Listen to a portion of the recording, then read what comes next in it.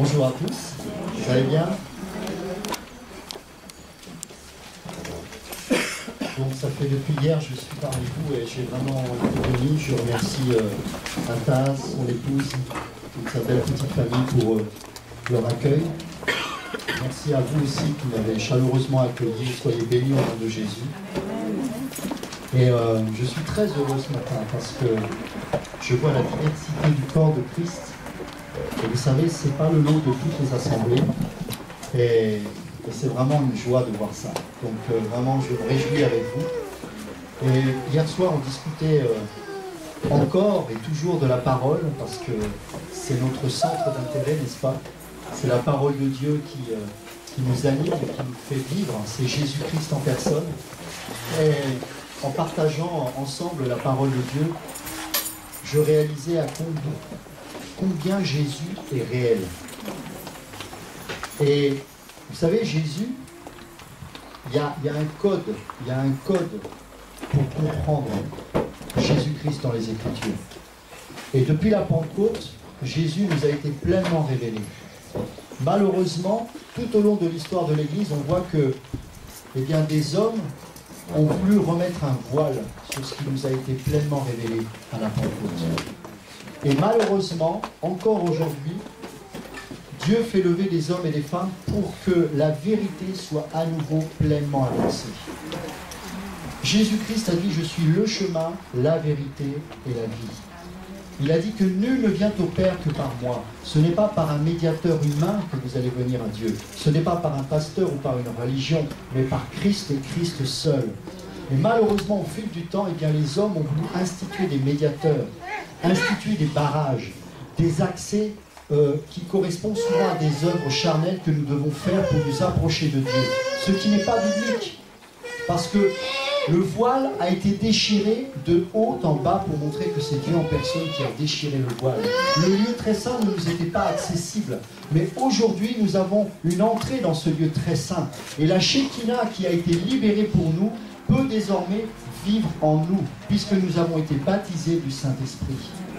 Et c'est pour ça qu'il faut se lever et dénoncer les œuvres des ténèbres, afin que le peuple de Dieu puisse vivre libre. Libre. Toute l'Écriture n'est pas là pour nous enfler d'orgueil et de connaissance, mais pour nous révéler pleinement Jésus-Christ et Jésus-Christ seul. Vous voulez vivre la puissance? Jésus-Christ. Vous voulez rencontrer Dieu? Jésus-Christ. Vous voulez rencontrer la guérison? Jésus-Christ. Vous voulez voir alors que vous êtes aveugle? C'est encore et toujours Jésus-Christ. Il est l'alpha et l'oméga, le commencement et la fin. Il est depuis toujours et de toute éternité. Et lorsque nous serons au ciel, c'est lui et lui seul que nous verrons dans sa présence. Nous serons pleinement dans sa présence. Nous serons pleinement dans sa gloire. Et si nous ne nous préparons pas à vivre déjà ici-bas la présence de Christ, alors qu'est-ce que nous allons faire là-haut? Vous croyez que nous allons vivre l'éternité avec la connaissance, avec la théologie? Mais non, c'est une personne. C'est Jésus-Christ en personne. C'est une relation. C'est un Dieu vivant, éternel, qui nous aime au point d'avoir donné sa vie pour nous. Dans Lévitique, chapitre 23, il nous est parlé des 7 fêtes de l'Éternel. Il y a tellement de manière pour prêcher ce passage. Il n'y en a qu'une seule qui est juste. Une seule. C'est que ces fêtes de l'Éternel nous parlent de Jésus-Christ et de son épouse. Et du temps qui s'accomplit aujourd'hui. La fin des temps. L'enlèvement de l'Église. Aujourd'hui, dans les églises, on ne prêche plus ce message. On ne prêche plus la croix. On ne prêche plus la sanctification. On ne prêche plus l'enlèvement parce qu'on ne comprend rien. Parce qu'il y a un voile. Lorsque ces hommes prêchent la parole, ils ne voient que la lettre. Or, la parole de Dieu nous dit que la lettre tue, mais l'esprit vivifie. Pourquoi l'esprit? Parce que l'esprit, c'est la personne de Dieu. C'est une des caractéristiques de Dieu. Dieu est esprit. On ne sait ni d'où il vient ni où il va. On ne peut le saisir. On ne peut le coincer dans une doctrine. On ne peut l'isoler dans une théologie. Parce que notre Dieu est vivant. Il est esprit. Et Dieu cherche des adorateurs en esprit et en vérité. Vous ne pourrez pas louer Dieu avec la connaissance. Vous ne pourrez pas louer Dieu avec votre satisfaction propre et vos désirs charnels. Vous ne pourrez le louer qu'en esprit. Vous ne pouvez avoir la révélation de Jésus-Christ au travers de la lettre, mais seulement par l'esprit.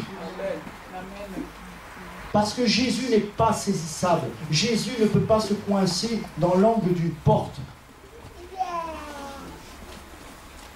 Nous devons le suivre, pas le cacher. Ce n'est pas la même chose. Jésus-Christ s'est pleinement révélé. Et c'est l'Esprit Saint qui nous l'a fait découvrir. Vous comprenez? La théologie nous cache la relation et nous amène à la connaissance. Et en fait, la théologie, c'est l'arbre de la connaissance du bien et du mal. Regardez comme la connaissance, c'est joli à voir. Regardez comme la connaissance nous peut satisfaire notre ego, notre âme. Or, Paul a dit, je crucifie ma chair avec ses passions et ses désirs. Ce n'est plus moi qui vis, c'est Christ qui vit en moi. Et la théologie vous ramène à la connaissance. Ce n'est plus Christ qui vit, c'est l'ego qui vit en nous. C'est plus la même chose. Or, ce qui a été cloué à la croix, c'est notre moi. C'est notre satisfaction personnelle. C'est notre volonté propre. On ne s'attire pas Jésus pour réaliser nos fantasmes et nos besoins personnels. Ça ne marche pas comme ça. On ne peut pas utiliser Christ pour avoir un 4x4 ou pour avoir une prospérité. On n'utilise pas le nom de Dieu en vain, c'est un péché. Des hommes et des femmes ont été lapidés sous la loi à cause de ça. L'Éternel est Dieu et il est un. Et tu l'adoreras lui seul. Pas pour ce qu'il fait pour ta vie, mais pour ce qu'il est. Yahweh, je suis. C'est ça l'évangile. C'est pour ça qu'il y a beaucoup d'appelés mais peu d'élus. Parce que la chair ne supporte pas ce message. Elle n'en veut pas. Parce que la chair a besoin de ramener Jésus sur un plan humain. Donne-moi, donne-moi, donne-moi, donne-moi, et donne-moi encore. Alors que c'est nous qui devons donner notre vie à Christ. Pour ressusciter, il faut mourir. Jésus lui-même est passé par là. La nature même qui vous entoure passe par ce processus. Pour qu'une plante pousse, il faut que la graine meure. Pour qu'un être spirituel naisse, il faut que la chair meure. Si tu ne nais de nouveau, le véritable terme en grec, c'est tu ne nais d'en haut. D'en haut, pas d'en bas, d'en haut. Tu ne peux voir le royaume de Dieu. La nouvelle naissance, c'est pas lever un bras. La nouvelle naissance, c'est quand on est convaincu de péché, de justice et de jugement, selon Jean 16, 8. Et c'est le Saint-Esprit qui nous touche. Et si on n'est pas convaincu par le Saint-Esprit, mais simplement au point de vue émotionnel, alors nous ne sommes pas nés de nouveau. Parce que la nouvelle naissance nous vient d'en haut. Pas d'un sentiment, pas d'une émotion. C'est l'œuvre du Saint-Esprit. De la même manière, la sanctification n'est pas humaine. Ce n'est pas une œuvre humaine. Ce n'est pas de la religion. La sanctification est l'œuvre du Saint-Esprit dans la vie d'un homme. Là, les trois révélations de Dieu, le Dieu d'Abraham, le Dieu d'Isaac et le Dieu de Jacob. Dieu le Père, Dieu le Fils, Dieu le Saint-Esprit. Abraham, la révélation du Père, c'est un bélier qui a été sacrifié à la place d'Isaac. La révélation du Père. Isaac, il n'a vécu qu'aux dépens des puits que son père avait creusés. La soumission au Père, Isaac, le type de Jésus-Christ. Et Jacob, qui a tant résisté pendant tant d'années, et qui a lutté toute une nuit avec Dieu, a reçu au moment où ce tendon a été déchiré par l'épée de Dieu, qui nous parle de la parole, qui sectionne, qui tranche, qui coupe, qui brise, a fait de lui Israël. C'est l'œuvre du Saint-Esprit dans la vie d'un homme et d'une femme. Le brisement. Et la sanctification vient en même temps. Et sans la sanctification, Hébreux 12, 14, nul ne verra le Seigneur. Parce qu'on reconnaît un arbre à ses fruits. Parce que quand quelqu'un est né de Dieu, selon l'épître de Jean, un enfant de Dieu ne pêche pas, ne pratique pas le péché. Parce que la conséquence d'une nouvelle naissance, c'est une nouvelle nature, une nouvelle vie, une nouvelle puissance, un nouvel esprit, l'esprit de Dieu. Comment un homme de Dieu peut pécher alors qu'il a reçu l'Esprit Saint? Dites-moi comment c'est possible. Même quelqu'un qui ne connaît pas Dieu sait que intellectuellement ce n'est pas possible. On ne peut pas associer la sainteté et le péché. C'est pour ça qu'on ne peut pas s'approcher de Dieu. C'est lui qui vient vers nous. À la chute, la première phrase de Dieu, le premier évangéliste, c'est Dieu. Il a dit, où es-tu? Parce qu'il savait que l'homme, à cause du péché, n'était plus capable de s'approcher de Dieu. Il avait honte. Et il s'est couvert d'un vêtement de feuilles parce qu'il avait honte. Regardez le ridicule de cette situation. Mais Dieu a trouvé une autre couverture. Le premier animal qui a été sacrifié, c'est Dieu qui l'a sacrifié pour couvrir la nudité. Et ça préfigurait le sacrifice de Christ, qui est notre vêtement de justice désormais. Lorsque je me présente à Dieu, je ne suis pas comme Caïn qui apporte le fruit de la sueur de mon front, parce que la sueur de notre front, c'est la conséquence du péché, c'est la malédiction. Tu travailleras la sueur de ton front. Ce que Abel avait compris, c'est qu'il devait présenter l'agneau. Et les religieux présentent leurs œuvres. Mais regarde, j'ai un beau bâtiment, regarde, je prie. Hein, comme le pharisien, mais heureusement que je ne suis pas comme ce misérable. Moi, je donne ma dîme, je jeûne. Mais comme dans Matthieu 7, car c'est le même individu, il est dit, je ne t'ai jamais connu. Parce que tu te crois riche, comme l'église de Laodicée, alors que tu es pauvre, misérable, aveugle et nu. Je suis nu? Oui. Tu as beau te cacher avec ton vêtement de la religion, avec ton beau costume et ta belle cravate. Tu caches ta nudité parce que tu sais que tu es coupable devant Dieu, car tu n'as pas reçu l'Esprit Saint. Mais tu fais comme si. Peut-être des hommes et des femmes peuvent être dupes, mais le Seigneur, lui, n'est pas dupe, il le sait. Dépose ce vêtement à la croix pour que tu puisses revêtir le vêtement de justice, le vêtement de lin. Vous savez que le souverain sacrificateur seul pouvait rentrer dans le lieu très saint une fois par an. Mais il ne venait pas avec son vêtement sacerdotal, avec le pectoral.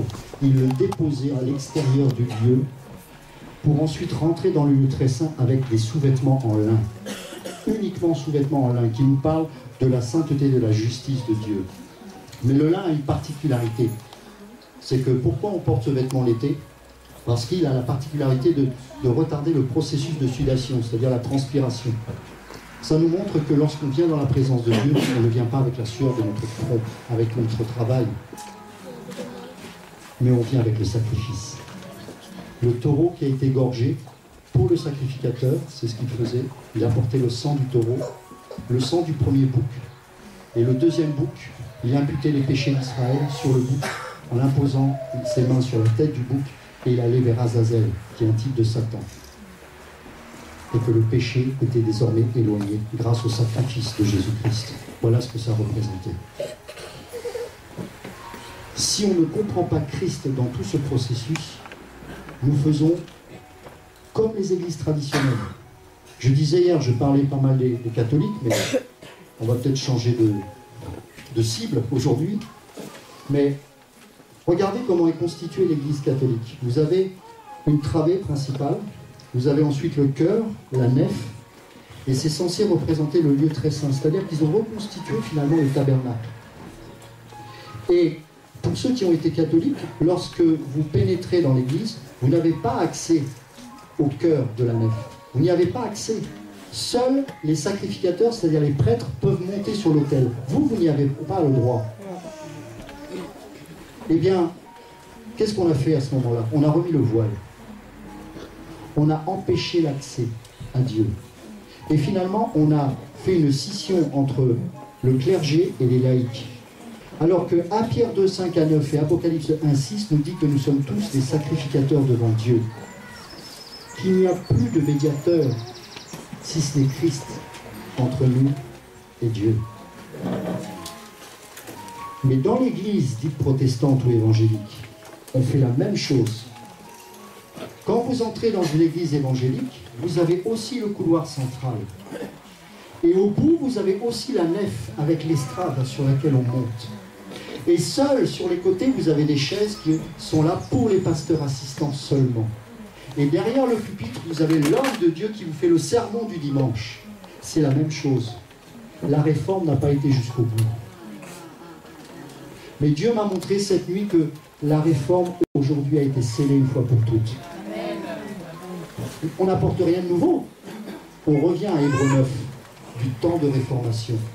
C'est-à-dire que pendant les 13 ou 14 siècles de l'histoire de l'Église où la parole a été partiellement révélée, alors que nous sommes au temps de la fin, aujourd'hui nous avons reçu, nous revenons au véritable évangile. Alors que l'Église des Actes, dans Actes chapitre 2 et chapitre 4, on voit qu'ils ont reçu pleinement la révélation de l'Église, eh bien nous revenons, alors que nous sommes au temps de la fin, au départ, à l'Église des Actes. C'est ce que nous commençons à vivre tous ensemble. Oh, bien sûr, tout n'est pas parfait, on a encore des choses à apprendre. Mais nous tendons vers cette Église, l'Église de Christ, basée non pas sur une religion, mais sur la relation. La relation entre nous et le Maître des Maîtres, Jésus-Christ en personne. Et pour cela, Dieu fait appeler des hommes et des femmes, des prophètes de toutes les nations, pour faire tomber les Baals, pour faire tomber les Astartés, pour faire tomber les idoles, pas à l'extérieur du temple, dans le temple que nous sommes, premièrement le péché qui doit s'en aller, mais aussi dans nos assemblées, ensemble, nous devons faire tomber les Astartés au nom de Jésus. Nous devons faire tomber ces idoles. Et c'est un travail de toute une vie. Et nous y parviendrons au nom de Jésus, parce que nous nous appuyons sur la force de l'Esprit de Christ, pas sur nous-mêmes. Et donc l'écriture, la parole de Dieu, toute écriture est inspirée de Dieu. Toute la parole est inspirée. Le mot inspiré vient de l'inspiration par la révélation de l'Esprit de Dieu. Si nous n'avons pas le Saint-Esprit, si nous n'avons pas une relation avec Christ, on ne peut pas comprendre la parole de Dieu. Ce n'est pas possible. Vous savez qu'il est plus souvent fait mention de la grâce dans l'Ancienne Alliance que dans la Nouvelle. Et aujourd'hui, on a encore ce principe que malheureusement, je crois que c'est Marcion a développé ça, c'est lui qui a séparé la parole de Dieu avec le Nouveau et l'Ancien Testament. Et cet homme croyait qu'il y avait deux dieux. Un Dieu méchant qui était dans l'Ancienne Alliance et un Dieu gentil qui était dans la Nouvelle Alliance. C'est complètement hérétique, puisque la parole nous dit qu'il est le même hier, aujourd'hui, éternellement. Donc il n'y a pas un Dieu méchant et un Dieu gentil. C'est le même Dieu qui se révèle au cours des différentes dispensations qu'il a établies par la grâce, afin que nous puissions nous approcher de lui en fonction de notre état. Et donc aujourd'hui, nous sommes sous la dispensation de l'Église, la dispensation de la grâce. Et aujourd'hui, l'Église doit comprendre le fonctionnement de l'Église, puisque c'est sa dispensation. Nous sommes dans cette dispensation. On en discutait hier. La seule chose qui n'a pas été révélée dans l'Ancienne Alliance, c'est l'Église. Elle nous est réservée à nous. Les prophètes avaient reçu la fin des temps. Ils avaient reçu la révélation du millénium. Ils avaient reçu la révélation de l'Antéchrist. Mais ils n'avaient pas reçu la révélation de l'Église. Mais cette dispensation-là est aussi éphémère. C'est-à-dire qu'il y aura encore une autre dispensation après celle de l'Église, qui est le millénium. Mais Dieu veut nous amener encore plus loin. Et c'est pour ça que oui, nous sommes dans du temps de l'Église et il faut prêcher le message du temps, mais aussi il faut comprendre quelle est notre destinée finale. Ce n'est pas l'Église. Ce n'est pas le millénium.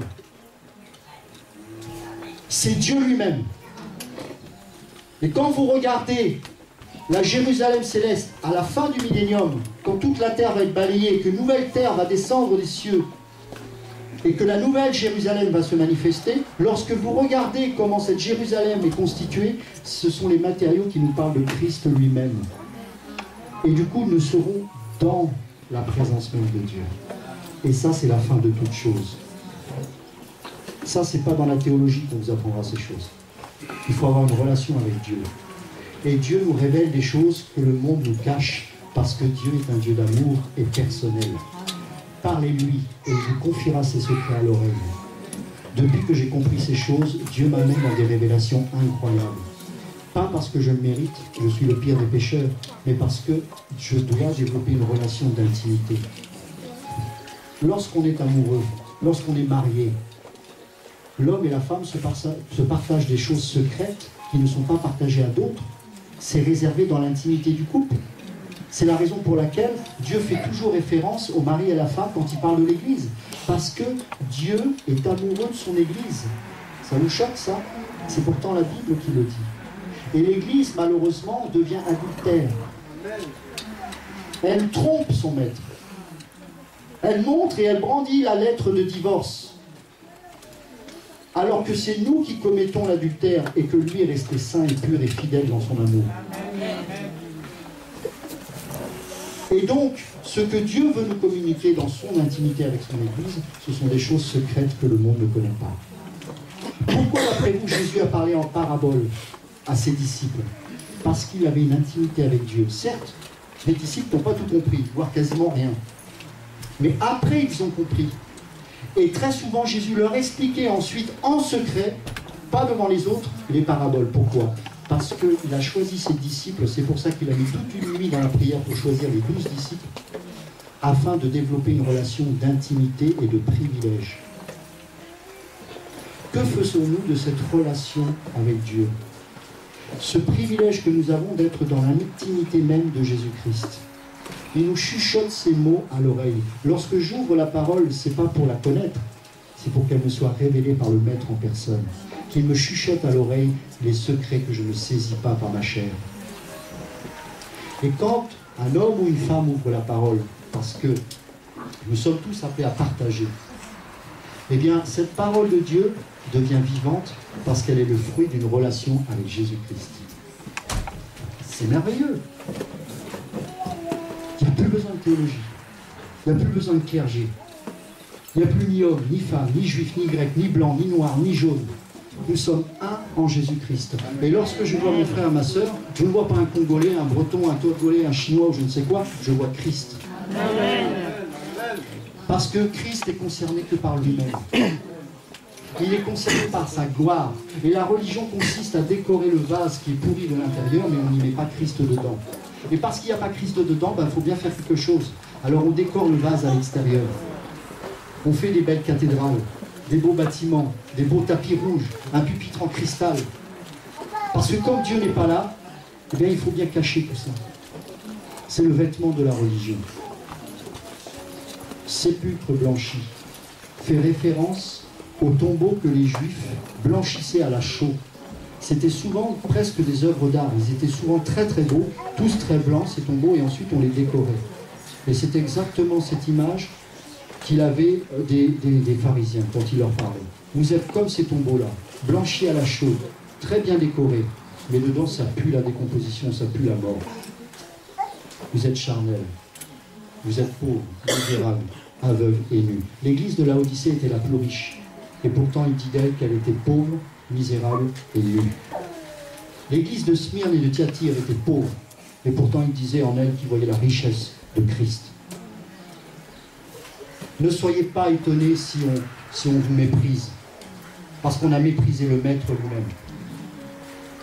Et que la véritable royauté s'est manifestée lorsqu'on lui a mis un manteau de pourpre, le manteau d'un Romain, sur lui, sur ses cicatrices, sur ses blessures. Lorsqu'Hérode, aussi se moquant de lui, lui a couvert son corps de son propre manteau en disant « Ah, tu es le roi des Juifs, tiens !» Et ils se moquèrent de lui. Vous voulez vivre la royauté de Christ? Vous allez vivre ce que le Maître a vécu. La persécution, le rejet, la division. Vous n'aurez pas à le chercher dans la chair. Elle viendra systématiquement parce que le monde des ténèbres ne supporte pas la lumière. Et vous êtes fils et filles de lumière. Parce que Christ est notre lumière. Au commencement était la parole, et la parole était Dieu. Et quand il a dit que la lumière soit, la lumière s'est manifestée. Christ est venu sur cette terre, la lumière du monde, nous éclairer, nous montrer le chemin à suivre, afin que nous puissions vivre en nouveauté de vie.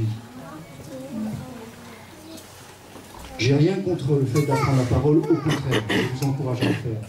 Mais vous pouvez réciter les versets 50 fois. C'est pas ça qui va amener la présence de Dieu. Ce qui va amener la présence de Dieu, c'est un cœur sincère, repentant, fidèle et saint. Et lorsque vous allez ouvrir la bouche, le peu de mots que vous allez dire aura du poids, parce que ce soit la conséquence d'une relation avec Dieu. C'est pas la même chose. Il y a des hommes que j'ai connus qui parlaient peu, mais il suffisait que je regarde leurs yeux pour que je voyais la crainte de Dieu dans leur regard, et je me sentais pécheur. Et si Dieu m'a fait rencontrer des hommes de cette trempe, c'est pour que je comprenne que je n'avais pas saisi, j'avais besoin d'une relation avec Christ. J'étais dans le faire et pas dans l'être. Le faire, c'est qu'un... Je justifie mes actions par le fruit de mon travail. Alors que Dieu, dans Éphésiens 2:8, nous dit qu'il a préparé des œuvres bonnes d'avance afin que nous les pratiquions. Les œuvres, elles ne se fabriquent pas, elles se révèlent également. Et ces fois, ça prend du temps, parce qu'il faut le brisement dans notre vie. C'est un autre royaume. C'est un autre royaume. On ne prêche pas le même évangile. Il y a beaucoup de gens qui me disent qu'on a le même évangile. Et quand j'entends l'évangile qu'ils prêchent, je dis je suis désolé, c'est pas le même. Parce que vous ramenez Christ sur la terre. Alors que le véritable évangile nous amène vers le ciel. L'espérance, si elle est sur cette terre, ce n'est plus une espérance. Vous savez, si vous travaillez dur, vous aurez les bénédictions de votre travail ici-bas. Il n'y a pas besoin de Christ pour ça.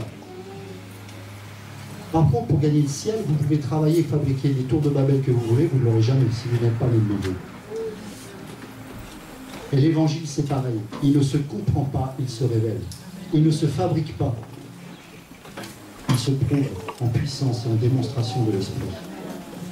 C'est pour ça que la parole de Dieu a besoin d'être toujours accompagnée de la puissance de Dieu, pour appuyer la véracité des propos de Jésus-Christ en personne. Lorsque Jésus-Christ se révèle au travers de sa parole, il y a des choses qui se passent. Il y a des guérisons, il y a des délivrances, il y a des miracles, il y a des repentances. Il y a des cœurs qui se libèrent au nom de Jésus, alors que la parole est pleine de la puissance de Dieu. Ce n'est pas la connaissance qui amène la transformation de vie. Il peut même y avoir des enfants qui se lèvent et qui vont prophétiser. Tout peut arriver dans la puissance même de Jésus. Mais pour cela, ça demande l'humilité, le brisement et la croix. Lévitique 23, verset 4.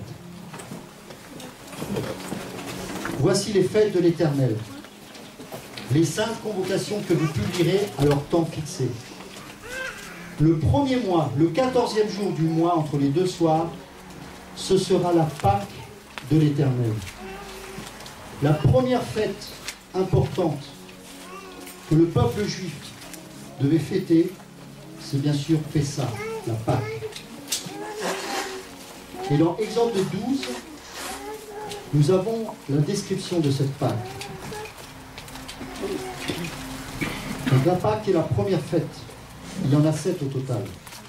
4 fêtes qui ont lieu au printemps. Et 4 mois plus tard, il y a les 3 fêtes d'automne.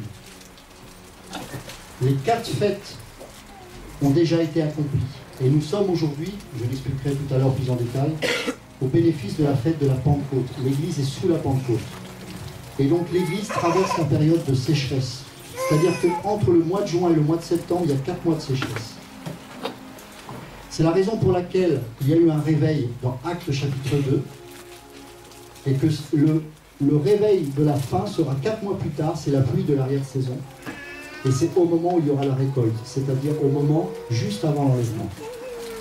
Entre-temps, l'Église souffre parce qu'elle est dans l'attente de son Sauveur, du retour de son Sauveur. Il y a le rejet et la persécution pendant les 4 mois. Il y a la sécheresse. Quand on parle de réveil dans l'histoire de l'Église, les réveils, pour certains d'entre eux, ont bouleversé quelques nations. Vous remarquerez qu'avec le temps, il y a de moins en moins de réveils. Il y a un réveil apostat qui est de plus en plus fréquent. Il y a un millénium terrestre qui est prêché, tant par les catholiques que pour ceux qui prêchent le Kingdom Now, c'est-à-dire la prospérité. Mais parallèlement à ça, l'Église est de plus en plus cachée, de plus en plus persécutée, de plus en plus rejetée. Comme Israël, dans Romains chapitre 11, où il est dit qu'il est resté justement un reste d'Israël. De la même manière, l'Église, aujourd'hui, elle est cachée, et c'est devenu un reste. Nous sommes dans le temps de sécheresse. Oh oui, il y aura des gens qui vont se convertir. Mais ça ne va pas être visible comme ça. Ça ne va pas changer les gouvernements. Parce que maintenant, le nouvel ordre mondial est établi. C'est fini. L'horloge du temps est là. Nous sommes à la fin des temps. Les nations n'auront plus la possibilité de se convertir au niveau politique. C'est fini. Le nouvel ordre mondial est scellé. L'Antéchrist est déjà né. Il va bientôt se manifester, nous le verrons. Le temple est prêt à être reconstruit. Il y a eu un reportage qui a été fait sur France 2 récemment, pour ceux qui l'ont vu, où il a été montré des rabbins qui avaient déjà préparé tous les instruments qui étaient copie conformes à ce qu'on pouvait trouver à l'époque où David était roi. Les harpes, les chauffards, etc. Tout est prêt. Maintenant, il faut un événement choc pour que ce temple soit reconstruit à la place de la mosquée. Ça, c'est sûr que c'est quelque chose un événement très violent. Mais regardez aujourd'hui, l'ONU, les casques bleus, tout sont entourent Israël. Tout est prêt pour le troisième et dernier conflit de l'humanité. Et pendant ce temps, vous avez une église qui vit comme si de rien n'était. Comme si Christ n'allait jamais revenir, alors qu'il n'a jamais été aussi près de revenir. Et en même temps, Dieu, par sa grâce, fait sortir de tous ces systèmes babylonesques des hommes et des femmes qui reçoivent la révélation de Christ et de le message du temps. Et cette église-là n'aura pas d'autre choix que de se cacher dans les maisons, dans les grottes, dans les lieux secrets, comme dans l'église persécutée aujourd'hui, comme en Chine, comme en Arabie Saoudite, comme en Iran, comme en Irak. Parce que c'est le lot de tout enfant de Dieu. Pour que l'or soit pur, il faut qu'il soit éprouvé par le feu, pour enlever les scories. Pour que l'église soit pure, irréprochable et sans tache, il faut la purifier par le feu de la persécution. C'est sûr que ce n'est pas un message agréable. Mais le plus agréable pour nous, c'est l'espérance que nous allons avoir au ciel. Mes amis, nous allons régner. Nous allons régner. Ne soyez pas focalisés sur les petites choses de rien du tout d'ici-bas. Vous pouvez être comme un Bill Gates et régner sur le monde. Ce n'est pas comparable à ce que nous allons vivre au ciel. Je lui laisse son entreprise. Je lui laisse ses beaux palais et ses maisons. Je lui laisse tout ça. Moi, ce que je veux, c'est le ciel. C'est la présence de Dieu. Et je sais qu'il y a une place qui m'est réservée dans la Jérusalem céleste. Et comment cela a-t-il été possible? La Pâque. Exode 12. L'Éternel dit à Moïse et à Aaron, dans le pays d'Égypte, ce mois-ci sera pour vous le premier des mois. Il sera pour vous le premier des mois de l'année. C'est-à-dire que la Pâque inaugurait le calendrier religieux des Juifs. C'était le nouvel an spirituel des Juifs. Hein, en fait, il faut savoir qu'il y a deux calendriers. Un calendrier religieux chez les Juifs et un calendrier civil. Le calendrier civil démarre en septembre et le calendrier religieux démarre en avril. Mais attention, ces deux calendriers, en fait, ne sont pas, dans la mentalité des Juifs, ce n'est pas pour autant deux systèmes différents. Je ne sais pas si vous comprenez par rapport à ça, c'est-à-dire que les deux calendriers sont respectés de la même manière. Mais ce sont deux dates distinctives. Et on va voir pourquoi, parce qu'il y a une raison spirituelle à ça. Et aujourd'hui, donc, nous sommes au bénéfice de cette Pâque. Nous sommes au bénéfice de ce calendrier spirituel. Mais il y a un autre calendrier qui nous est réservé. C'est la suite à partir de l'enlèvement. Et c'est marrant comme très peu de gens prêchent là-dessus. Alors que c'est un des plus importants. C'est le calendrier fondamental pour nous. Nous ne sommes pas appelés à vivre sur cette terre. Mais si nous ne savons pas ce que nous allons vivre après, de quelle espérance nous allons être animés sur cette terre? Si les hommes de Dieu ne prêchent pas le ciel, si les hommes et les femmes de Dieu ne partagent pas le pur évangile qui nous vient de la Jérusalem céleste, comment pourrons-nous tenir ici-bas? C'est une chose de dire que nous allons être persécutés, mais il faut vous présenter la solution. La solution, c'est Christ. Mais la destination finale, c'est le ciel. C'est ça que nous avons besoin de comprendre. Sinon, nous n'allons pas tenir. Nous n'allons pas tenir, c'est sûr. Ce mois-ci sera pour vous le premier des mois. Il sera pour vous le premier des mois de l'année. Parlez à toute l'assemblée d'Israël et dites, le 10e jour de ce mois, on prendra un agneau pour chaque famille. Un agneau pour chaque maison. Si la maison est trop peu nombreuse pour un agneau, on le prendra avec son plus proche voisin. Selon le nombre des personnes, vous compterez pour cet agneau d'après ce que chacun peut manger. Le salut est personnel. Chacun doit manger l'agneau. Ce n'est pas toi qui dois manger l'agneau pour ton frère ou ta sœur. Chacun doit manger l'agneau de Dieu. Le salut est personnel. C'est notre responsabilité. Et c'est le seul passage, il n'est pas cité là, mais où j'ai envie de dire chacun pour soi.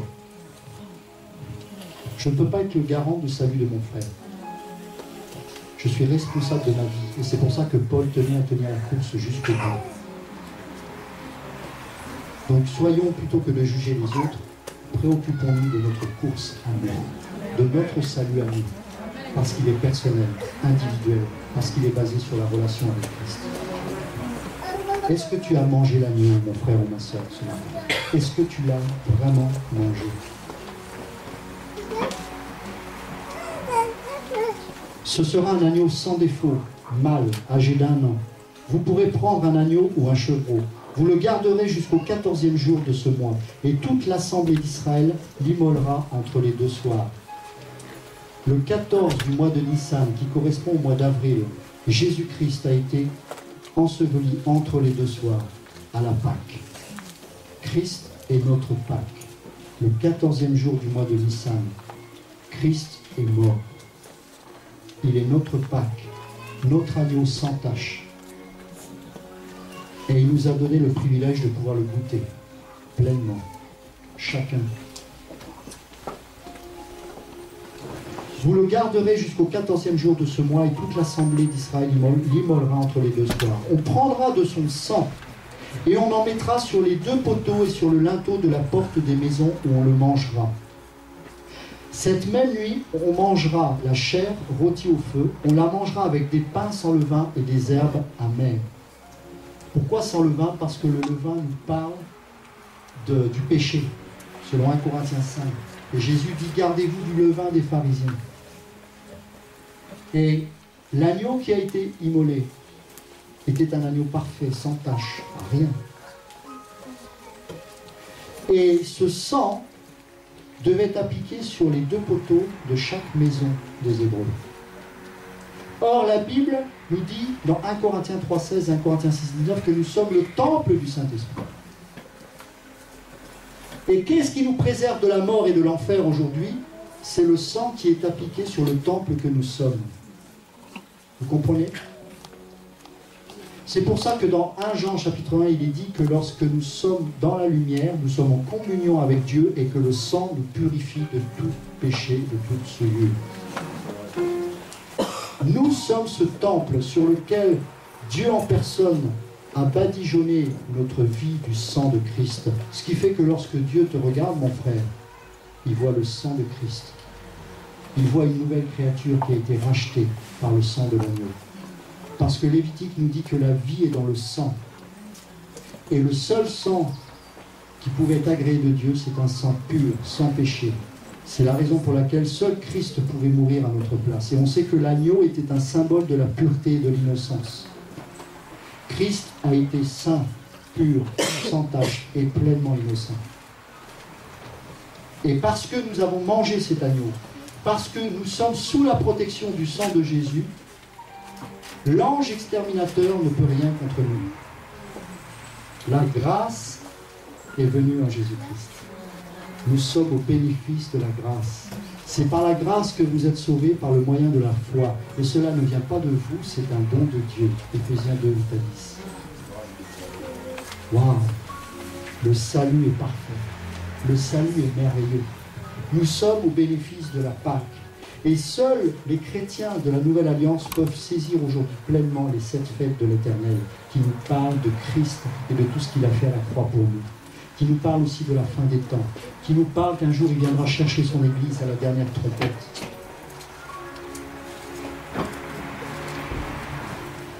Cette même nuit, verset 8, on en mangera la chair rôtie au feu, on la mangera avec des pains sans levain et des herbes amères. Jésus a été embaumé.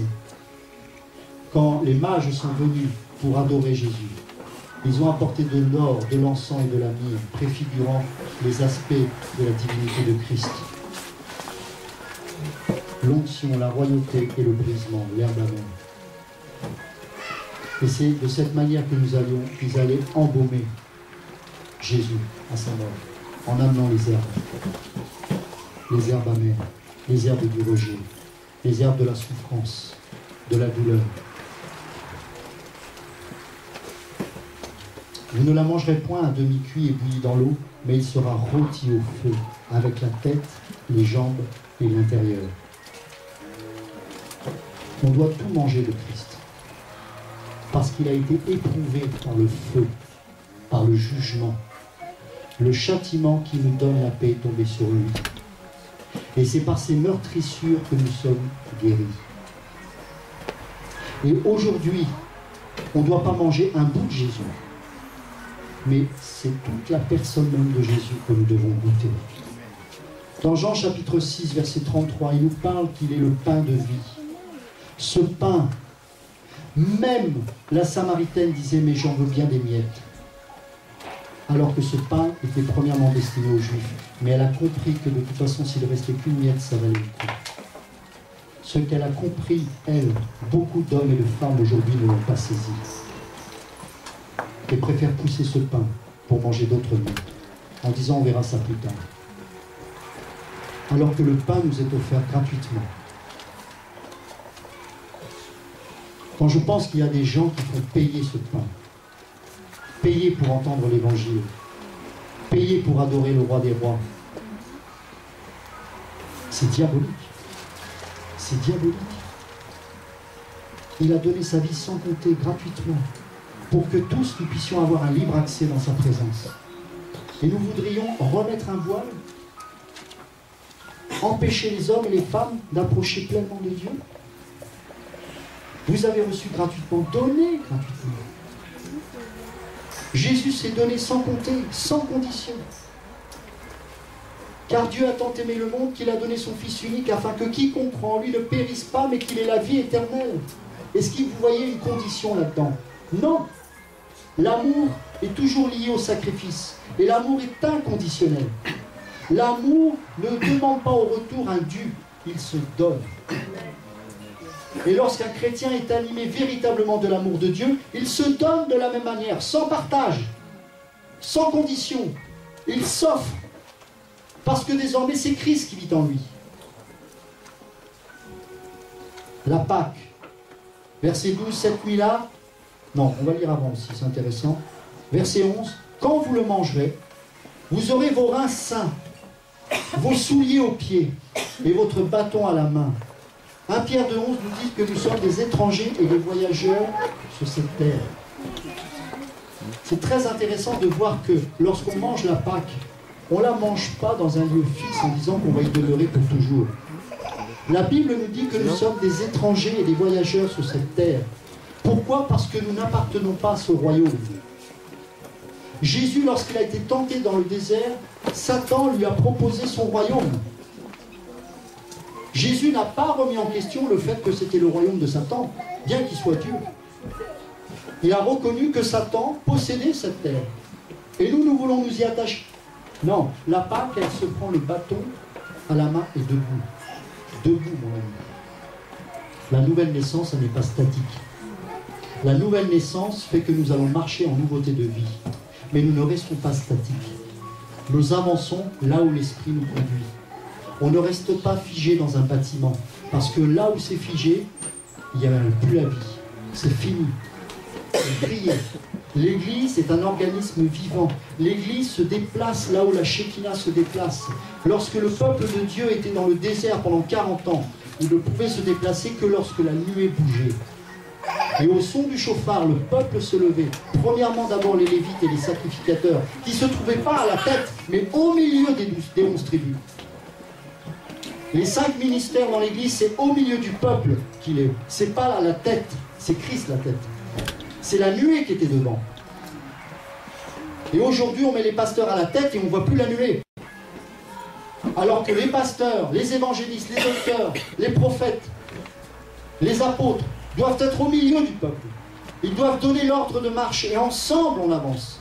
Pour que l'édifice, selon Éphésiens chapitre 5, bien coordonné, s'élève pour être une habitation de Dieu en esprit. Et les hommes des 5 ministères sont appelés justement à libérer les potentiels de chacun. Pas à laisser les frustrations grandir dans la vie des gens. Parce que l'Église est un édifice bien coordonné qui a besoin de grandir et de s'étendre pour l'avancement du royaume. Mais si les gens ne réalisent pas et ne découvrent pas le potentiel qu'ils ont reçu, comment voulez-vous que cet édifice marche? Imaginez une église qui marche uniquement avec la tribu des Lévis. Et les autres sont là, ils sont statiques. Et à chaque fois, ils vont se lever, ils vont dire, bon les gars, il faut y aller là. Les 3/4 des pasteurs sont épuisés. 70% des pasteurs sont en dépression épuisés. C'est une statistique américaine, il y a quelques années de ça. Pour cause, ils veulent tout faire, ils baptisent, ils marient, ils prêchent, ils visitent les gens, etc., etc. Et les autres sont assis sur une chaise, ils attendent que ça se passe. Nous sommes responsables de cette situation parce que nous avons fait comme le peuple qui réclamait un roi. Donne-nous un roi! Donne-nous un roi! Mais il n'était pas de la volonté de Dieu d'avoir un roi sur cette terre, puisque c'était Dieu lui-même le roi. C'est une théocratie. Mais ils ont voulu un roi. Ok, vous voulez un roi? Eh bien vous allez souffrir. Parce qu'il sera de même nature que vous.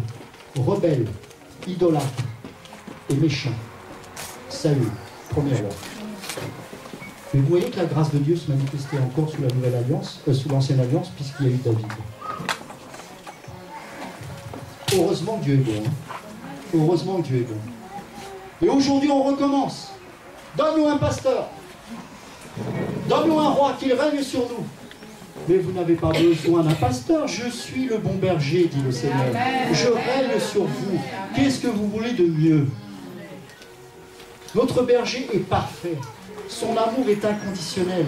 Il est saint, il est juste, il est véritable. Christ est le médiateur suprême. Pourquoi voulez-vous un nouveau roi? Et donc Dieu a fait lever des prophètes pour dire arrêtez, peuple idolâtre, renversez vos idoles et revenez au bon berger. Et les 5 ministères sont uniquement là pour nous révéler le bon berger, afin que tous ensemble nous puissions marcher en nouveauté de vie. Mais pour ça, il faut la Pâque. Pour ça, il faut se considérer comme un étranger et un voyageur sur cette terre. Verset 12, cette nuit-là, je passerai dans le pays d'Égypte. Vous savez, l'ange exterminateur, ce n'était pas un démon. Hein. Allô? Ce n'était pas un démon. Je passerai dans le pays d'Égypte et je frapperai tous les premiers-nés du pays d'Égypte, depuis les hommes jusqu'aux animaux, et j'exercerai des jugements contre tous les dieux de l'Égypte. Je suis l'Éternel. Et le sang vous servira de signe sur les maisons où vous serez. Je verrai le sang et je passerai par-dessus vous. Il n'y aura point de plaie qui vous détruise quand je frapperai le pays d'Égypte. Vous savez, il y a quelque temps de ça, le Seigneur m'a donné une vision sur l'état de la France pour 2012. Et c'est un portrait assez catastrophique que le Seigneur m'a décrit, où toutes les institutions vont s'écrouler, il y aura des guerres civiles, il y aura différentes communautés qui vont se faire la guerre entre elles, et le pouvoir sera complètement dépassé. Et je me disais, mais Seigneur, qu'adviendra-t-il de nous? Et en lisant ce passage, le Saint-Esprit m'a parlé en me disant, le sang vous servira de signe sur les maisons où vous serez, je verrai le sang et je passerai par-dessus vous. Seigneur est bon parce qu'au même moment, vous voyez, Dieu me parle par rapport à ça. Parce que c'était un fardeau qui pesait, je disais, mais tu ne vas pas quand même traiter tes enfants de la même manière. Et le Seigneur me répond là en disant, vous avez fait une alliance avec moi, vous avez vécu la Pâque, c'est mon sang qui va vous garder. Et qu'est-ce qui va faire que des gens vont se convertir en France? C'est parce qu'ils verront que nous aurons une grâce particulière. On n'aura pas de 4x4, on n'aura peut-être pas des palaces, mais nous serons gardés par la présence même de Dieu. Vous savez, on a une mauvaise compréhension de la prospérité. La prospérité, on en parlait hier soir, elle existe. Mais ce n'est pas la même prospérité. Je vais vous donner un exemple. La prospérité, c'est quand Paul et Silas sont en prison, qu'ils louent le Seigneur et que la porte s'ouvre. La prospérité, c'est pas de dire je ne serai pas en prison. La prospérité, c'est de dire que même en prison, je te bénirai encore. Vous voyez la compréhension? La prospérité, c'est la paix, shalom. C'est la paix en toutes circonstances.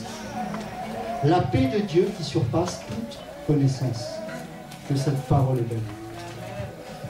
Le sang vous servira de signe sur les maisons où vous serez. Je verrai le sang et je passerai par-dessus vous. Il n'y aura point de plaie qui vous détruise quand je frapperai le pays d'Égypte. Vous savez, c'est quelque chose qu'on doit réaliser aujourd'hui. C'est que nous sommes sous la protection de Dieu. C'est pour ça qu'il n'y a pas besoin d'invoquer le sang sans arrêt. Un jour, il y a un frère qui vient me voir et qui me dit « Tu sais, Ludo, j'aimerais que tu pries pour ma maison et sous-entendu d'invoquer le sang, etc. » J'ai dit « Tu sais, le sang, il a été versé une fois pour toutes. Le sang a été appliqué sur ta vie. Donc, qu'est-ce que tu vas invoquer de plus? Ce sont les sorciers qui le font. Mais nous ne sommes pas des sorciers. Nous sommes des enfants de Dieu. Bon, je veux bien prier pour toi, mais je ne vais pas prier pour ta maison, ça n'a pas de sens. » Il l'a bien compris, hein. Merci Seigneur, mais on a besoin de changer dans notre mentalité, la métanoïa, changement de mentalité. Je change mon point de vue. Tout ce que je pensais auparavant a été changé par le Saint-Esprit. Désormais, c'est la doctrine de Dieu qui est imprégnée en moi. Ce ne sont plus mes pensées, mais les pensées de Dieu. Et du coup, ça révolutionne ma vie. Ça réforme ma vie. Ma vision de l'Église n'est plus la même parce que la parole a touché mon cœur. Deuxième fête, c'était le lendemain, le 15e jour du mois de Nissan, qui correspond au mois de mars ou avril, selon le calendrier. Vous savez, le calendrier qui est basé sur la lune. Le 15e jour de ce mois, ce sera la fête des pains sans levain. En l'honneur de l'Éternel, vous mangerez pendant 7 jours des pains sans levain.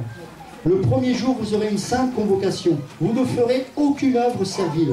Vous offrirez à l'Éternel pendant 7 jours des sacrifices consumés par le feu. Le 7e jour, il y aura une sainte convocation. Vous ne ferez aucune œuvre servile.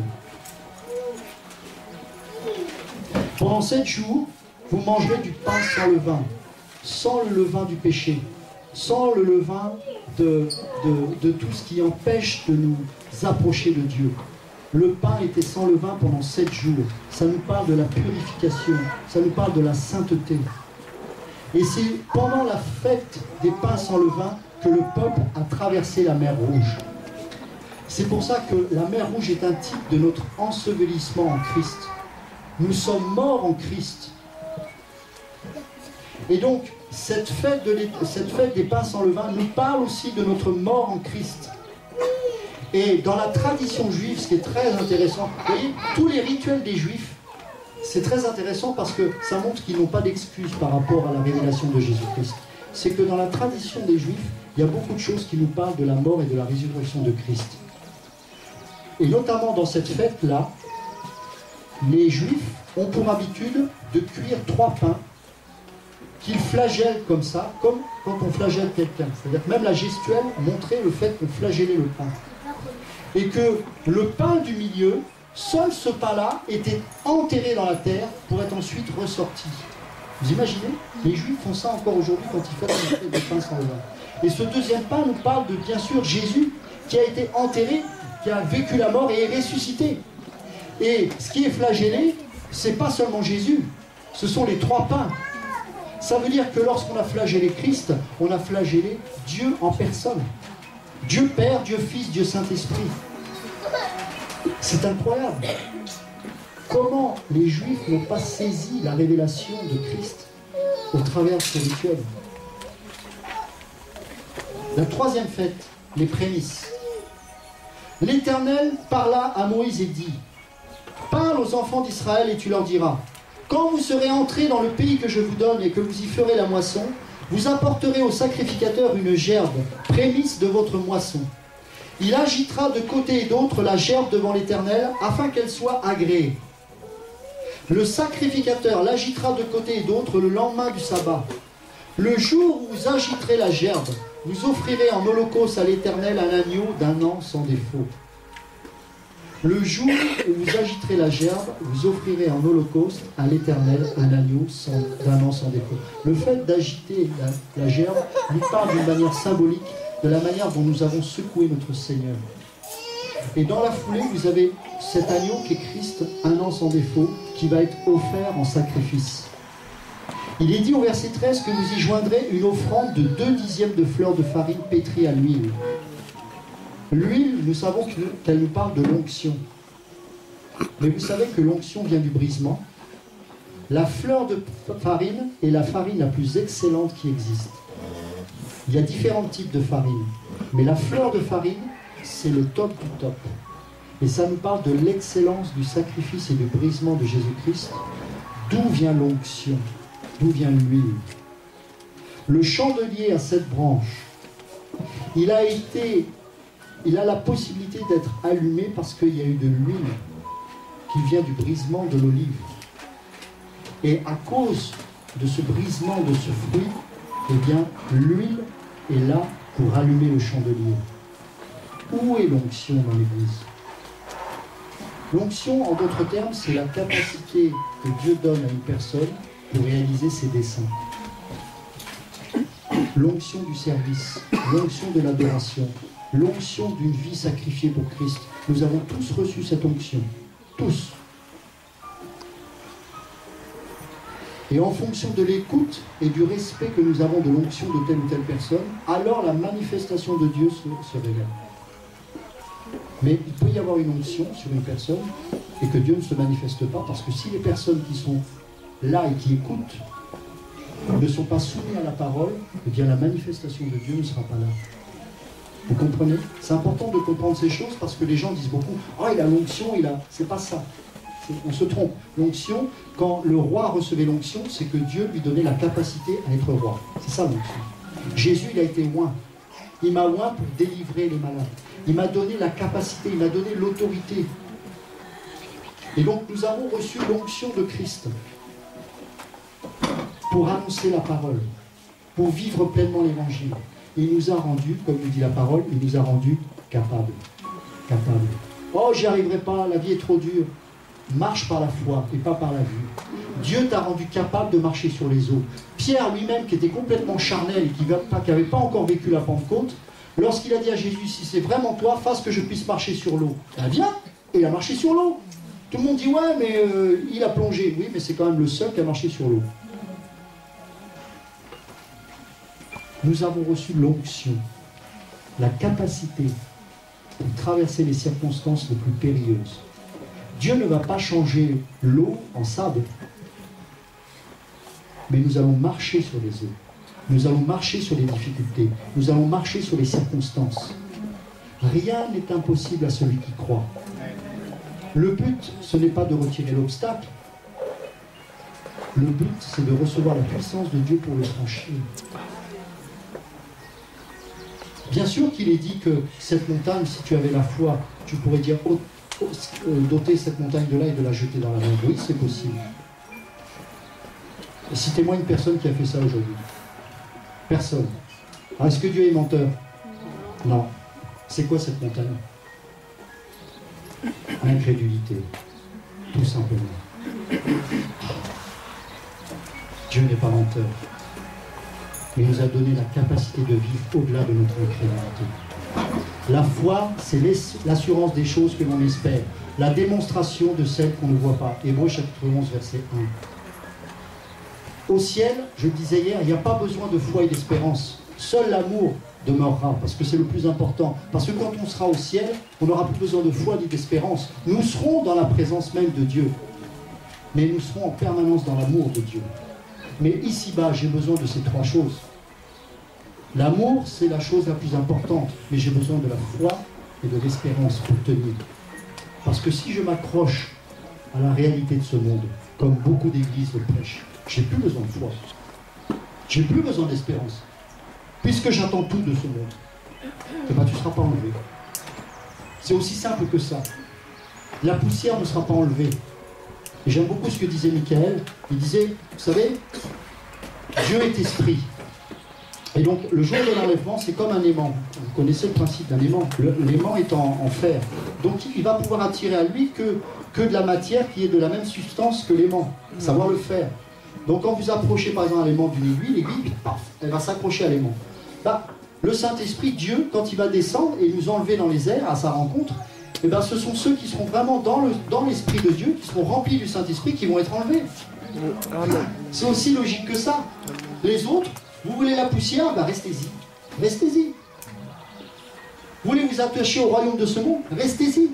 Vous voulez votre 4x4, moi je fais fixation sur les 4x4, je dois vouloir un 4x4. Restez-y. Restez-y. Mais celui qui s'attache aux choses d'en haut, il est dans l'attente du retour de Christ. Honnêtement, on n'en a pas envie. Moi, j'ai envie de vivre ça. J'ai envie, lorsque la trompette va sonner, d'être enlevé au ciel. D'être dans la présence du Seigneur.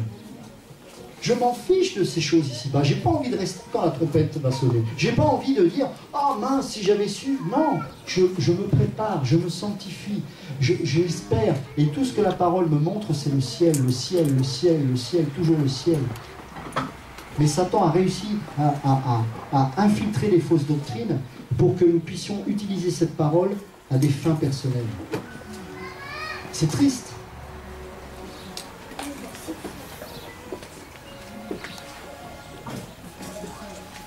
Vous ne mangerez ni pain, ni épis rôtis ou broyés, jusqu'au jour même, verset 14, où vous apporterez l'offrande à votre Dieu. C'est une loi perpétuelle pour vos descendants dans tous les lieux où vous habiterez. Quatrième fête, c'est la dernière fête de printemps. C'est celle dans laquelle nous nous trouvons encore aujourd'hui. C'est bien sûr la Pentecôte. Verset 15, depuis le lendemain du sabbat, du jour où vous apporterez la gerbe qui sera agitée de côté et d'autre, vous compterez 7 semaines, c'est-à-dire qu'à partir du moment de la fête des prémices, en fait, il y aura la Pentecôte. Je crois que j'ai sauté d'ailleurs cette fête, non? Je me trompe? Oui, je l'ai sauté. En fait, je vous ai parlé de la fête des pains sans levain, mais j'ai oublié la fête des prémices. Ah non, je vous en ai parlé. Mais ouais, c'est ça, excusez-moi. Mais par contre, je ne vous ai pas expliqué la vraie signification spirituelle. Donc, vous la trouvez dans 1 Corinthiens chapitre 15. On va le lire ensemble. Excusez-moi, je suis allé trop vite pour la fête des prémices. 1 Corinthiens 15, on va lire ensemble.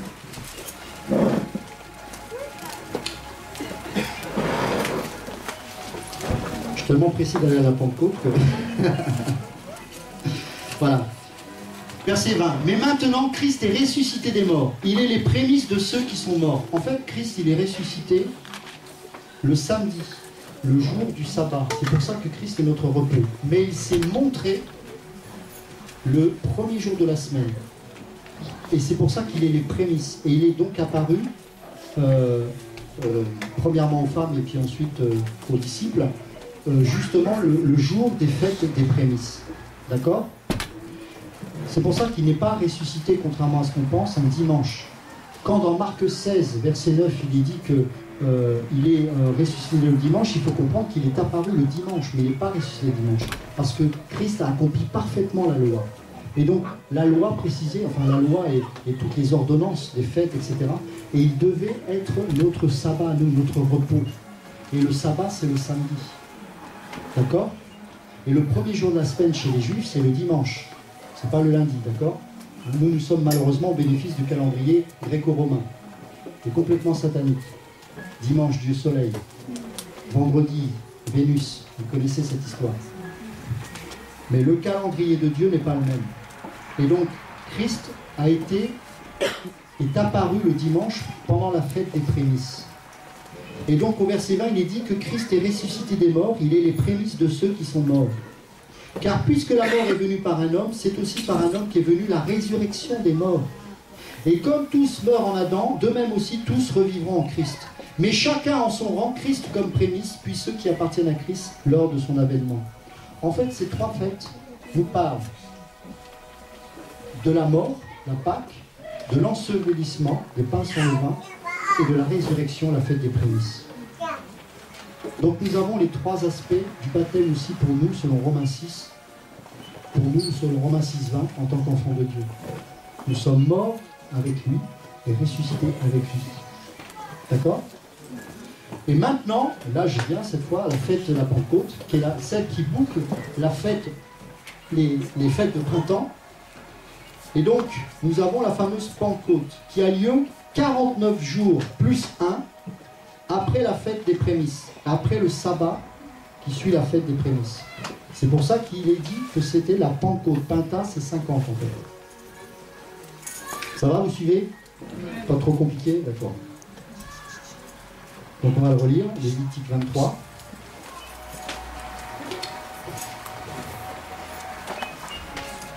Depuis, verset 15, le lendemain du sabbat, du jour où vous apporterez la gerbe qui sera agitée de côté et d'autre, donc ça nous parle toujours de la croix, vous compterez 7 semaines entières. Vous compterez 50 jours jusqu'au lendemain du 7e sabbat. Et vous ferez à l'Éternel une offrande nouvelle. Vous apporterez de vos demeures 2 pains pour qu'ils soient agités de côté et d'autre. Ils seront faits avec 2 dixièmes de fleur de farine et cuits avec du levain. Ce sont les prémices à l'Éternel. Pourquoi du levain? Parce que le levain nous parle aussi des païens. C'est-à-dire que l'Église aujourd'hui est composée des Juifs et des non-Juifs. Et c'est pour ça qu'aujourd'hui, il n'y a plus ni Juifs ni Grecs. C'est pour ça qu'aujourd'hui, nous sommes un seul et même peuple. Selon 1 Pierre 2,9, nous sommes une nation sainte, une race, une seule race. Pour ceux qui prêchent encore les différentes races et différentes cultures, ils devraient relire ce passage en disant que nous sommes tous une nation sainte et une race élue. Mes amis, il n'y a qu'une race aujourd'hui. C'est celle de Dieu. C'est celle de Dieu. Et la Pentecôte a fait de nous une race élue. Et nous avons été désormais scellés du Saint-Esprit. Et le Saint-Esprit nous parle de l'appartenance désormais que nous avons à Dieu. Nous appartenons à Dieu. Lorsqu'un huissier dépose un acte ou un notaire, il met un cachet, c'est le sceau, prouvant la véracité et l'autorité qu'il a. De la même manière, la marque que nous avons, c'est le Saint-Esprit qui nous parle de l'autorité de Dieu sur nous, sur notre vie. Nous appartenons à quelqu'un de bien supérieur à nous-mêmes, Dieu en personne. Et son esprit n'est autre que son sceau. C'est pour ça que nous ne pouvons faire ce que nous voulons. Nous faisons ce que Dieu veut faire de nous. Ce n'est pas la même chose. Et c'est le Saint-Esprit qui nous communique la volonté de Dieu. C'est par l'Esprit Saint que même des prophètes ont investi la parole pour chercher et connaître la révélation de Christ. Mais c'est nous, parce que le Saint-Esprit est désormais en nous, c'est par nous qu'il a été possible d'avoir cette révélation grâce au Saint-Esprit. Donc le Saint-Esprit, c'est quelque chose de capital dans la vie du chrétien. C'est le Saint-Esprit qui nous donne la force et la puissance de vivre sans péché. Sans le Saint-Esprit, nous n'avons pas la force et la puissance de vivre libre et détaché du péché. Ce n'est pas possible. C'est pour ça que le religieux n'a pas de puissance face au péché. Seul le Saint-Esprit en nous donne la possibilité de vivre dans la victoire. Alléluia. Amen. Nous sommes aujourd'hui sous la Pentecôte. Vous offrirez, verset 18, en holocauste à l'Éternel, 7 agneaux d'un an sans défaut, un jeune taureau et 2 béliers. Vous y joindrez l'offrande de la libation ordinaire, comme offrande consumée par le feu, d'une agréable odeur à l'Éternel. Vous offrirez un bouc en sacrifice d'expiation et 2 agneaux d'un an en sacrifice d'action de grâce. Verset 22. Quand vous ferez la moisson dans votre pays, tu laisseras un coin de ton champ sans le moissonner, et tu ne ramasseras pas ce qui reste à glaner. Tu abandonneras cela aux pauvres et à l'étranger. Je suis l'Éternel, votre Dieu. Le Seigneur Jésus est d'abord venu parmi les siens pour amener le salut et la délivrance au milieu de son peuple. Mais heureusement, il y a eu un Paul. Et ce Paul-là a eu la révélation de Christ pour les païens également. Pour les pauvres et les orphelins que nous étions. Parce qu'il y avait une nation qui était destinée à vivre autre chose que ce qu'elle vit aujourd'hui, malheureusement, c'était la nation d'Israël. Mais il avait déjà, vous savez, la parole, elle est prophétique, hein, il avait déjà perçu que ce reste, c'est ce que nous sommes. Pour les orphelins et les pauvres que nous sommes, afin que nous puissions participer à la bénédiction de Dieu également. Les 4 fêtes de printemps, aujourd'hui, nous sommes au bénéfice de la Pentecôte. Et la 5e fête va venir 4 mois plus tard, au mois de septembre. La dernière fête, donc, se situe au mois de Tisri, c'est au mois de... non, de Sivan, pardon, au mois de Sivan, qui correspond au mois de juin. Et donc, juin, juillet, août, septembre. Et le calendrier civil juif commence en septembre. Et la fête qui inaugure ce calendrier civil, c'est la fête des... Est-ce que vous la connaissez? La première fête d'automne, c'est quoi l'après-midi? La fête des trompettes. D'accord? Ça veut dire que entre le mois de juin et le mois de septembre, nous sommes dans le temps de l'Église. C'est là où nous sommes actuellement. Mais pour nous situer dans l'échelle du temps, nous sommes au mois d'août. Et au mois d'août, qu'est-ce qui se passait? Tous les jours, le sacrificateur devait sonner du chauffard, une fois par jour, pendant tout le mois d'août, pour nous préparer à la fête des trompettes. Vous comprenez? Et le premier jour du mois de Tsri, en septembre, il y avait la fête des trompettes, où là, l'homme sacrificateur devait souffler dans le chauffard 100 fois de la trompette. Et c'est ce jour-là qui préfigure l'enlèvement pour nous. C'est-à-dire que l'enlèvement aura lieu le jour de la dernière trompette. Donc, regardez bien dans l'histoire le calendrier juif, et vous saurez, pas bien sûr quand Christ va venir nous chercher, personne ne le saura, mais ce sera forcément à un moment donné où il y aura la fête des trompettes chez les Juifs. C'est-à-dire qu'au même moment où le sacrificateur va sonner du chauffard, nous serons enlevés. C'est pas beau ça? Amen. Le Seigneur est merveilleux.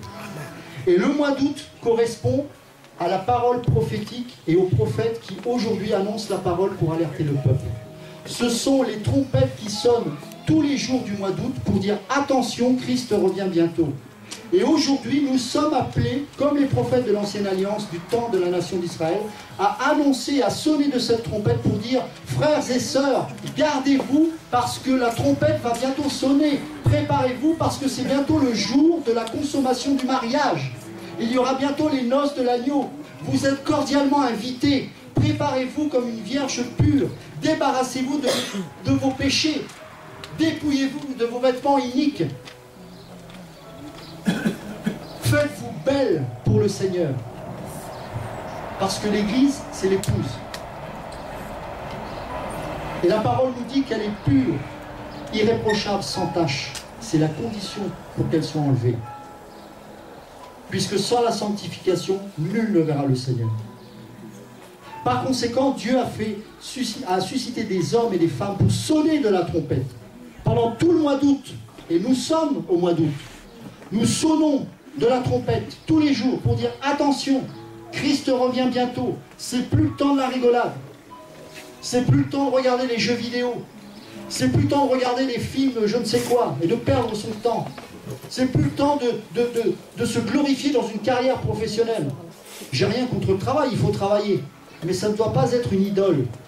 Il faut nous débarrasser des choses de ce monde pour que nous soyons le plus léger possible pour l'enlèvement. C'est une image évidemment. Et vous entendrez, même si ça fait mal aux oreilles, de plus en plus de prophètes qui sonneront de la trompette. Même des enfants crieront. Chora m'a raconté qu'au Gabon, il y avait même des enfants de 7 et 8 ans qui prêchaient dans la rue, qui annonçaient le même message. Jérémie avait 16 ans quand il a été saisi par Dieu. Parce qu'on n'a pas d'autre choix que de sonner de la trompette, parce que l'amour consiste à dire la vérité. J'ai pas envie que mes frères et sœurs restent sur le carreau. J'ai pas envie. Je suis prêt à mourir pour ce que je dis, parce qu'il en est du salut des âmes aujourd'hui. Et Christ nous donne ce commandement. Allez de toutes les nations, faites des disciples, prophétisez, enseignez le véritable message de l'évangile. Dites-leur que je reviens bientôt. Dites-leur de se préparer. Dites-leur de se débarrasser des souillures du monde. Dites-leur de se débarrasser des péchés, de l'adultère, de la pornographie, de la fornication, du mensonge, de la richesse vaine. Afin que vous soyez purs, irréprochables et sans tache. Car je cherche une église vierge. Je ne viendrai pas enlever la grande prostituée. Il y a l'Église terrestre, la mère de toutes les prostituées, qui, elle, régnera sur cette terre et qui commence déjà à collaborer avec le pouvoir politique. Il y aura le faux prophète qui accompagnera l'antéchrist dans toutes ses démarches, qui dira, regardez, cet homme est Dieu. Cet homme viendra dans le tabernacle, il viendra dans le lieu très saint, et il dira, je suis Dieu. Et à ce moment-là, les Juifs vont commencer à se révolter. C'est au milieu de la grande tribulation. Mais dès maintenant, nous voyons déjà cette église satanique apparaître et naître de plus en plus. Mais nous ne sommes pas de ce monde. Et c'est pour ça que dans Corinthiens 6, il est dit, sortez du milieu d'elle et séparez-vous, dit le Seigneur. Ne touchez pas ce qui est impur. Et je serai avec vous. Ah, c'est une condition, hein. Ah oui, c'est une condition. Sortez. Si vous êtes encore dans un endroit comme ça, sortez. Vous ne serez pas quand la trompette va sonner. Sortez, n'attendez pas. Si le Saint-Esprit vous convainc ce matin, sortez. Il vaut mieux rester seul chez soi et se sanctifier plutôt que de vivre dans une masse de pécheurs où vous raterez l'enlèvement. Il ne peut pas y avoir de compatibilité entre Baal et Dieu. On ne peut pas aller dans un endroit où on prie les saints, où on vénère des statues, où on prie devant des bougies. On ne peut pas aller dans un bâtiment où on était là être un homme plutôt que Dieu. Ça veut dire qu'on n'accepte pas l'autorité de Christ sur notre vie, qu'on préfère des médiateurs. On n'a pas d'excuse, mes amis. On ne peut pas dire c'est la faute de mon pasteur, c'est la faute du curé ou de je ne sais quoi. C'est notre responsabilité. C'est notre faute et notre faute seule. Nous avons besoin de nous repentir parce que nous avons dit à Dieu, donne-nous un roi, alors que Dieu veut régner sur nous. C'est la condition sine qua non pour que nous puissions vivre l'enlèvement. Une vie sainte également, tous les jours de notre vie. Mettre nos vies en règle, nous débarrasser de nos crédits qui nous lient. Les crédits revolving, les crédits pour les bagnoles, les crédits pour ceci, les crédits pour cela. Mettons-nous en règle. N'ayons de dettes envers personne. Ne soyez pas esclaves des hommes, mais soyez esclaves de Dieu. Car Christ est ma vie et la mort est un gain. Verset 24. Le 7e mois, le premier jour du mois, vous aurez un jour de repos publié au son des trompettes et une sainte convocation. Vous ne ferez aucune œuvre servile. Aucune œuvre servile. Ne travaillez plus à la sueur de votre front. Ce n'est pas parce que vous transpirez dans votre église en passant l'aspirateur et en bichonnant la bille de votre pasteur que vous aurez une place au ciel. Ce sont des œuvres serviles. Ce sont des œuvres mortes et vaines. Dieu cherche des adorateurs en esprit et en vérité. Dieu a préparé des œuvres bonnes. À vous de les discerner avec votre regard spirituel. À vous d'écouter et d'entendre la voix de Dieu pour qu'il vous communique quelles sont ses œuvres. Ne laissez pas des hommes et des femmes vous imposer un joug qui vous ramènera en enfer. Les faux prophètes sont utilisés pour adorer Satan et Satan seul. Pourquoi l'appelez-vous? D'après vous, on vous impose d'appeler révérend des hommes ou mon père. Mon père, c'est Dieu. Je n'ai pas d'autre père que Dieu. Même mon père charnel que j'aime n'a pas la place de Dieu mon père. Jamais il ne pourra m'aimer comme Dieu m'aime. Jamais. De la même manière, si vous avez des enfants, communiquez-leur l'amour de Dieu. Pas votre amour à vous. On sait ce que ça donne, l'amour humain. Il est possessif, exclusif, passionné, subjectif. Mais l'amour de Dieu, il est juste, il est saint, il est parfait et il est inconditionnel. Si vous laissez Christ se révéler à vous au travers de votre vie et pour vos enfants, vous verrez vos enfants, ils vont grandir et ils seront sauvés, ils seront gardés dans la présence de Dieu. Moi et ma maison, nous servirons l'Éternel. J'ai confessé ça, j'ai prié pour mes enfants. Je ne cherche pas à être religieux, je ne suis pas parfait. Et quand je commets une erreur, je demande à mes enfants de me pardonner. Je leur demande de m'imposer les mains et on prie ensemble. On n'a pas à jouer aux religieux. C'est ça qu'ils ont besoin de voir, les enfants. Ils n'ont pas besoin de voir quelqu'un qui se tient, j'allais dire une expression, qui se tient comme ça et puis voilà, on ne branche pas. Donc ça, c'est de la religion, ça. Vous savez, ça a donné des Marilyn Manson. Vous connaissez l'histoire de Marilyn Manson? ce fameux chanteur satanique qui fait des choses horribles, son grand-père était pasteur. Et un jour, il est tombé sur cet homme qui faisait des attouchements à un garçon. Et à cause de ça, il est devenu ce Marilyn Manson que vous connaissez. Un homme qui crache sur Dieu. Il n'a pas d'excuse, c'est pas ce que je veux dire. Mais prenons garde au témoignage de notre vie. Que nous ne soyons pas une pierre d'achoppement pour nos enfants. Je ne veux pas que mes enfants deviennent des Marilyn Manson, je veux qu'ils deviennent des Jérémie. Si mon enfant meurt pour sa foi, alléluia, je serai content. Et qu'il soit vivant pour le monde, ah non, Seigneur, retire-le avant alors. Retire-le avant. Parce que je veux voir mes enfants au ciel avec lui. Et ils iront au ciel au nom de Jésus. Le 10e jour de ce 7e mois, ce sera le jour des expiations. Vous aurez une sainte convocation. Vous humilierez vos âmes et vous offrirez à l'Éternel des sacrifices consumés par le feu. Je vais aller un peu plus vite. Là, nous avons la 6e fête qui nous parle du jour des expiations, le fameux Yom Kippour. Ce jour-là, une fois par an, le souverain sacrificateur avait la possibilité de rentrer dans le lieu très saint. C'est le seul jour où le souverain sacrificateur pouvait rentrer dans le lieu très saint. Et il présentait le sacrifice pour lui-même, pour Dieu, et ensuite pour le peuple. Et ce jour-là est un jour très important. Pendant 24 heures, les Juifs devaient jeûner sans boire, sans manger. D'accord ? Ce jour-là était un jour de réconciliation nationale. C'est-à-dire que tous les différends devaient être traités. Toutes les personnes qui avaient un problème avec son prochain devaient aller le voir et se pardonner mutuellement. Et ça nous parle du retour de Christ après la bataille d'Armageddon, où ceux qui seront restés, les Juifs, verront que Christ, que celui qui ont rejeté, c'était bien celui qui devait être pour eux leur sauveur. Et ce jour-là, après la bataille d'Armageddon, ce sera un jour de grand pardon. Ce sera un jour de réconciliation pour le peuple juif. Et ils reconnaîtront leur Messie comme leur sauveur désormais. Gloire à Dieu pour nous. Nous n'aurons pas besoin de vivre la grande tribulation pour expérimenter cette réconciliation. Parce que pour ceux qui se seront tenus purs devant Dieu, nous serons enlevés à la dernière trompette. 1 Corinthiens 15, 52. Pour ceux qui veulent la référence de cette fameuse dernière trompette qui doit sonner. Le jour des expiations. Et enfin, la dernière fête. C'est la fête des tabernacles. En fait, c'était une fête en commémoration de ce que Dieu avait fait pour eux pendant toute leur traversée du désert. Dieu avait été leur tabernacle. De la même manière, eh bien, les Juifs, au millénium, vont retrouver le tabernacle de Dieu.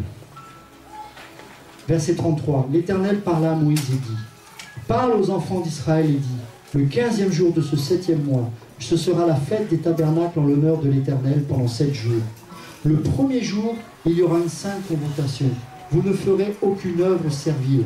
Pendant 7 jours, vous offrirez à l'Éternel des sacrifices consumés par le feu. »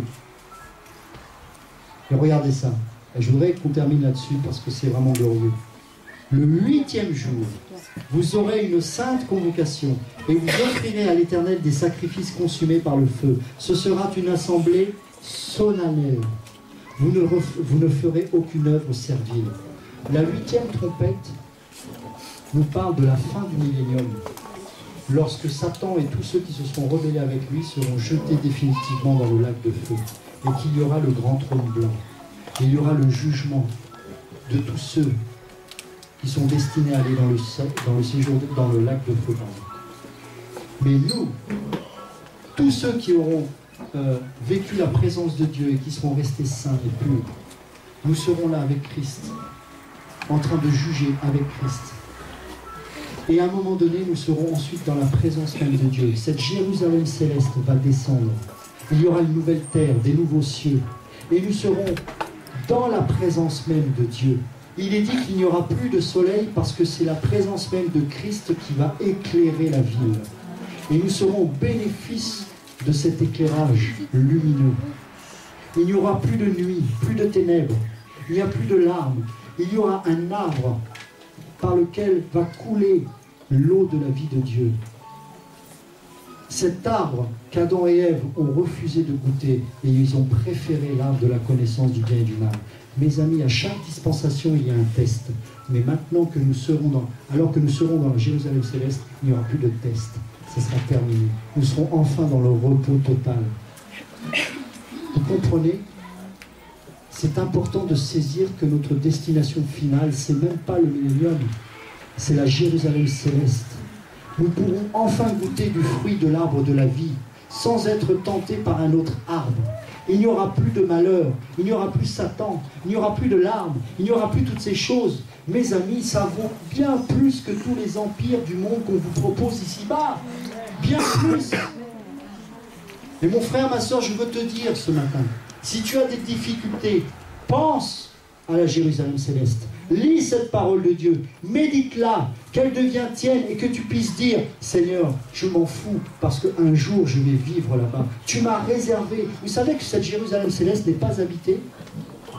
Pour ceux qui sont morts, ils sont au paradis, mais la Jérusalem céleste, elle n'est pas habitée. Elle est réservée pour ce temps-là. Elle est pour nous tous, mes amis. C'est à nous. Pourquoi nous en priver? Pourquoi pécher? Pourquoi être attaché à des choses du monde alors que Dieu a préparé une maison vierge, pure, pas habitée, pour nous, en or, en cristal, avec des perles, des diamants, des saphirs. Vous aurez les 12 pierres que le souverain sacrificateur portait sur son pectoral qui représente les 12 tribus. Il y a le jaspe et la sardoine qui nous parlent de l'alpha et de l'oméga, du commencement et de la fin. Il y aura toutes ces choses. Vous aurez enfin la pleine compréhension de Dieu. Plus rien ne vous sera caché. Dieu n'aura pas besoin de vous parler. Vous serez dans Dieu. Vous vous rendez compte? Le Seigneur m'a montré ça, j'ai cru que j'allais péter un câble. Je dis mais c'est pas possible. C'est glorieux. Dieu nous aime tellement qu'il va nous faire habiter dans sa présence même, en lui. On n'aura plus besoin d'entendre sa voix, nous serons en Dieu. Il n'y aura plus besoin de se pencher comme Jean faisait sur le cœur et la poitrine de Jésus. Nous serons dans le battement du cœur de Dieu. Mais c'est glorieux. Mais si le peuple de Dieu n'entend pas cette parole, comment voulez-vous qu'il s'accroche à lui, quoi qu'il en coûte, quoi qu'il en soit? Si nous ne prêchons pas le ciel, si nous ne prêchons pas l'espérance, si nous ne prêchons pas Jésus-Christ et Jésus-Christ seul, comment pourrons-nous être détachés du monde? Ce n'est pas possible. Revenons à la saine doctrine. Revenons au message du temps. Jésus revient bientôt. Il prépare une église pour qu'elle vienne à la rencontre de son Seigneur, de son mari. On parlait hier du cantique des cantiques. À chaque fois que je partage sur ce passage, les gens sont complètement choqués. Vous savez que l'amour de Dieu, il est agapé, philéo et éros. L'orgasme que vous éprouvez entre un mari et une femme est la préfiguration de ce que vous allez vivre au ciel pour l'éternité. C'est pour ça que nous aurons un corps glorifié, parce qu'un orgasme pour l'éternité, c'est pas possible de le vivre humainement. Je suis désolé de vous choquer, mais il faut que vous compreniez ça. Tout est spirituel. Dieu nous a créés hommes et femmes. Et lorsqu'un mari est avec sa femme et qu'ils font l'amour, c'est une préfiguration de la rencontre de notre Seigneur avec son Église. C'est pour ça qu'il parle de mari et de femme, de Christ et de son Église, de l'époux, des noces. Mince, c'est pourtant clair. Et cet amour sera tellement fort qu'on ne pourra pas le supporter dans un corps terrestre. Pour ceux qui ont déjà été visités par la puissance de Dieu, vous savez très bien que Dieu est obligé à un moment donné de se retirer parce que le cœur va lâcher. C'est trop beau, c'est trop fort. Quand je me suis converti, je dis Seigneur, tu m'aimes trop, mon cœur va lâcher, arrête. Je lui ai demandé ça, j'en pouvais plus. Je dis, j'ai jamais vu ça. Mais au ciel, ça va être 1000 fois ça. C'est pour ça qu'il nous a préparé un corps glorifié. Vous ne croyez pas que c'est autre chose que la prospérité? Mince. Notre Dieu est grand.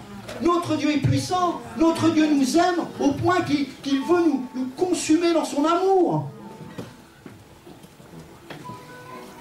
On partageait la parole hier dans Jérémie chapitre 20, verset 7, où Jérémie a rencontré cet amour. Il a dit, tu m'as vaincu Il a essayé de résister comme Moïse, mais j'ai la langue embarrassée, je ne peux pas te servir. Mais l'amour de Dieu était tel qu'il a été vaincu.